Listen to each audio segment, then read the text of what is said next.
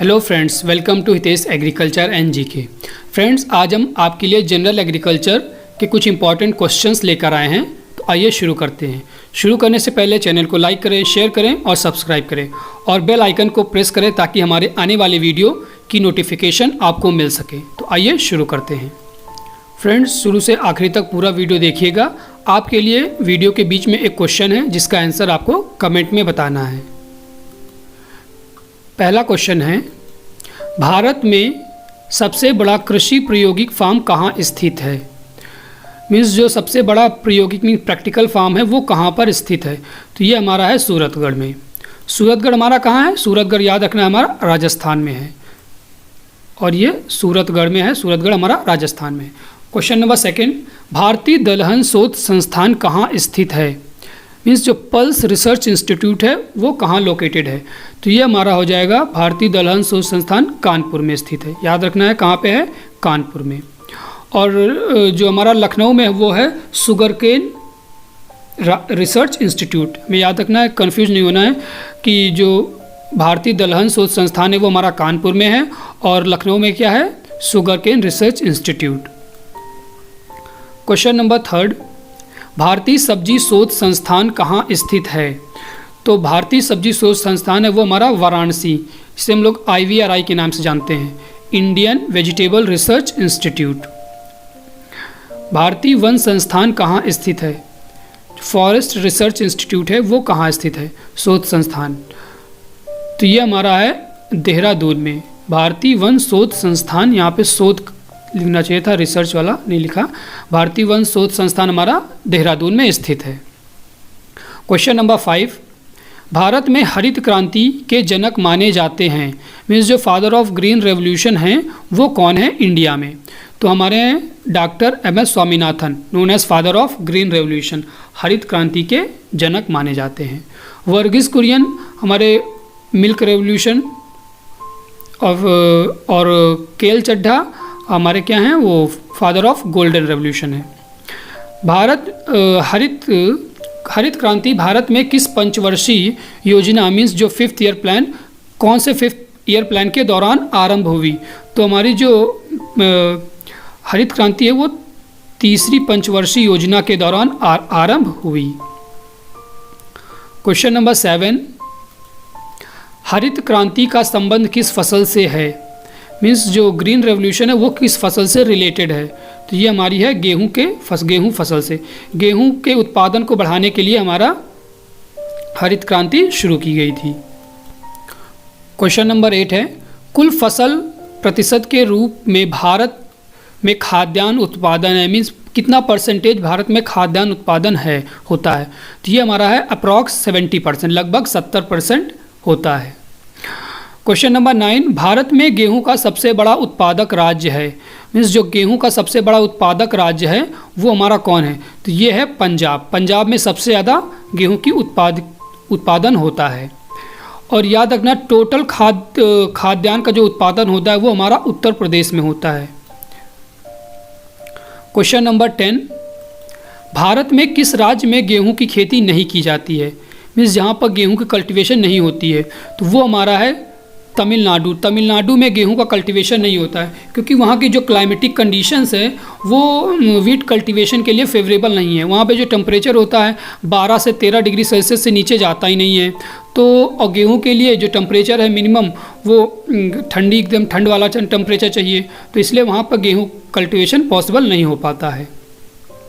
Question number 11, मूंगफली में दाने का औसत प्रतिशत होता है कितना? मतलब मूंगफली में कितना दाना होता है उसका परसेंटेज हमें बताना है। तो लगभग हमारा 70% दाना होता है मूंगफली में। कहीं कहीं 65 से 70 दिया रहता है तो वो भी सही होता है, लेकिन हमें ऑप्शन के हिसाब से देखना रहेगा क्या सही है। Question number 12, central tobacco research institute. Central tobacco research institute कहाँ स्थित है? तो ये हमारा है राजमुंद्री में। राजमुंद्री हमारा कहाँ पड़ता है? आंध्र प्रदेश में। आंध्र प्रदेश में राजमुंद्री में हमारा सेंट्रल टोबैको रिसर्च इंस्टीट्यूट स्थित है। क्वेश्चन नंबर 13, पुरानी जलोढ़ मिट्टी किस नाम से जानी जाती है? मीन्स जो ओल्ड एलुवियल सॉइल है उसका अनदर नेम, उसका नाम क्या है? तो उसे हम बांगर के नाम से जानते हैं। अगर हमें न्यू यहाँ पे पुरानी की जगह अगर हमारी नई एलुवियल सॉइल पूछे तो हमारा खादर हो जाएगा। याद रखना है, खादर को हम लोग न्यू एलुवियल सॉइल कहते हैं और ओल्ड को हम लोग बांगर कहते हैं। क्वेश्चन नंबर 14, भारत नाबार्ड की स्थापना किस वर्ष की गई? भारत में जो नाबार्ड की स्थापना हुई वो किस वर्ष हुई?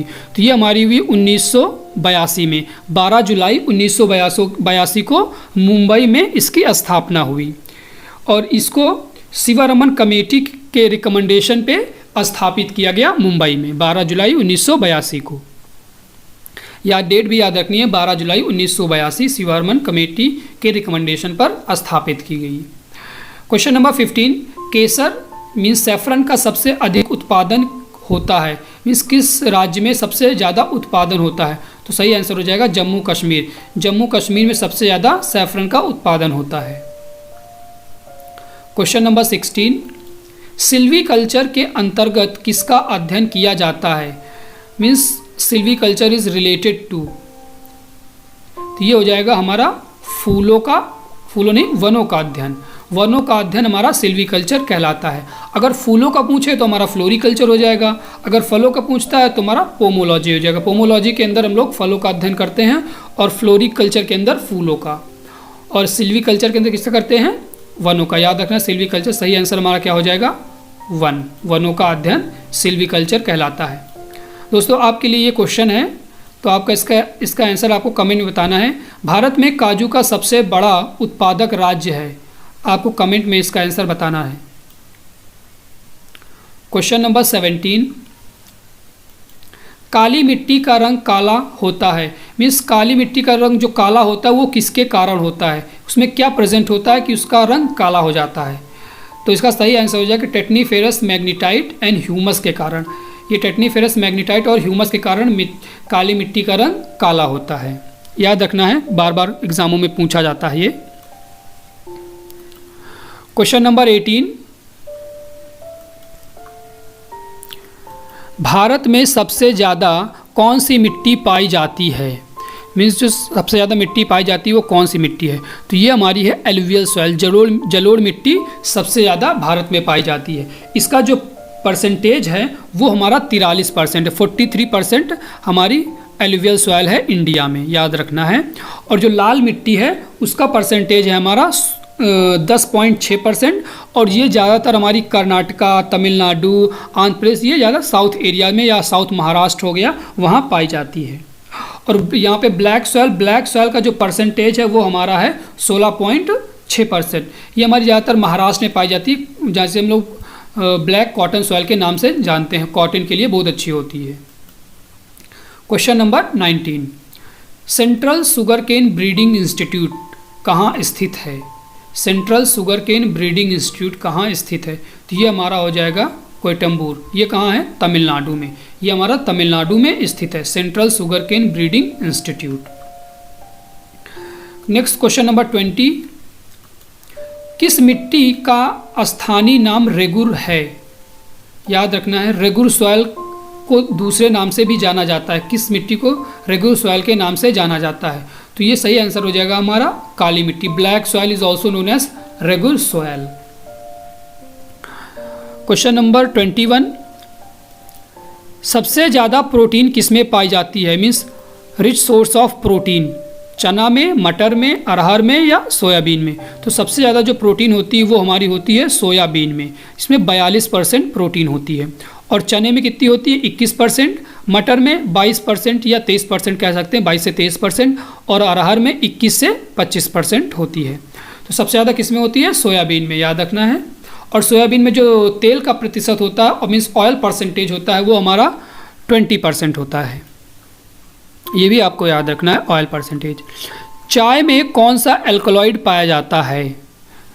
कौन सा एल्कलॉइड चाय में पाया जाता है? तो ये है कैफीन। चाय में हमारी कैफीन पाई जाती है। और निकोटीन किस में पाया जाता है? हमारा आपको पता होगा टोबैको में पाया जाता है। क्वेश्चन नंबर 23, विटामिन सी की सबसे अधिक मात्रा होती है, means rich source of vitamin C क्या है? तो ये हमारा हो जाएगा आंवला। ये सभी रिच सोर्स हैं विटामिन सी के, लेकिन जो सबसे ज़्यादा पाई जाती है वो हमारी क्या है? आंवला में सबसे ज़्यादा विटामिन सी पाई जाती है। धान की सबसे अधिक खेती किस राज्य में होती है? मीन्स हमें बताना है कि जो धान की खेती होती है वो सबसे ज़्यादा किस राज्य में की जाती है। तो ये हमारी पश्चिम बंगाल में सबसे ज़्यादा धान की खेती की जाती है। क्वेश्चन नंबर 25, पौधों में वृद्धि मापने मीन्स जो ग्रोथ होती है प्लांट को उसको किस इंस्ट्रूमेंट के द्वारा, किस यंत्र के द्वारा मापा जाता है? तो इसका सही आंसर हो जाएगा हमारा ऑक्जेनोमीटर। ऑक्जेनोमीटर के द्वारा हम लोग जो प्लांट की ग्रोथ होती है उसको नापते हैं। पोटोमीटर के द्वारा हम लोग क्या नापते हैं? ट्रांसपिरेशन, या आपको यह भी याद रखना है पोटोमीटर के द्वारा ट्रांसपिरेशन नापते हैं। और पीजोमीटर के द्वारा हम लोग नापते हैं डेप्थ ऑफ वाटर टेबल। क्या नापते हैं? Depth of water table. ये भी इंपॉर्टेंट है, तीनों आपको याद रखना है। और हाइग्रोमीटर के द्वारा हम लोग ह्यूमिडिटी नापते हैं इन द एटमॉस्फेयर। इसका सही आंसर क्या हो जाएगा? ग्रोथ ऑफ प्लांट हमारा ऑक्जेनोमीटर। दोस्तों, अगर आपको इस वीडियो की PDF चाहिए तो आप हमारे टेलीग्राम चैनल पर जाकर वहाँ से डाउनलोड कर सकते हैं। आपको लिंक डिस्क्रिप्शन में मिल जाएगा।